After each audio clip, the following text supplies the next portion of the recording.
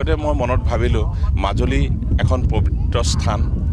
অসমৰ পবিত্ৰ স্থানত যদি ছোৱালীজনীক মই বিয়া দিব পাৰোঁ ছোৱালী ল'ৰা ঘৰ লখিমপুৰ কিন্তু হ'লেও মই ছোৱালীজনীক যদি মাজুলীৰ দৰে পবিত্ৰ স্থানত বিয়া দিব পাৰোঁ মোৰ ভাল লাগিব আৰু মই দ্বিতীয়তে ভাবিলোঁ যে আমি কিয় জাহাজত কৰিব নোৱাৰোঁ মাজুলীত ইমান ডাঙৰ ডাঙৰ জাহাজ দিছে গতিকে জাহাজত যদি বিয়াখন কৰোঁ ৰাইজক লৈ যদি ব্ৰহ্মপুত্ৰৰ মাজত পাতিব পাৰোঁ ভাল লাগিব আৰু এনে সুন্দৰ এটা পৰিৱেশত মই সেইকাৰণে এই পৰিকল্পনাটো কৰিলোঁ যে থলুৱাভাৱে থলুৱা নীতি নিয়মে পুৰণা ৰীতি নীতি যেনে কালি গধূলি গাঠিয়ন পৰ্ব হৈ গৈছে গাঠিয়ন আজিকালি ৰাইজে নপতা হ'ল আৰু পাত পটুৱাৰে ৰাইজক খুৱাই বুৱাই যদি আমি মাজুলীৰ দৰে পবিত্ৰ স্থানখনক আমি ৰাইজৰ আগত আৰু অকণমান আগলৈকে নি চিনাকি কৰি দিব পাৰোঁ নিজৰ ভাল লাগিব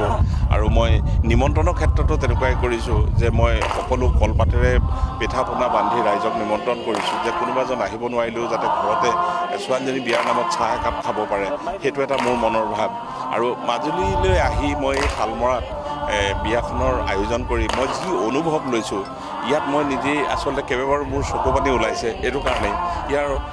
কাক অনিমন্ত্ৰিতভাৱেই ইয়াৰ যিখিনি থলুৱা ৰাইজ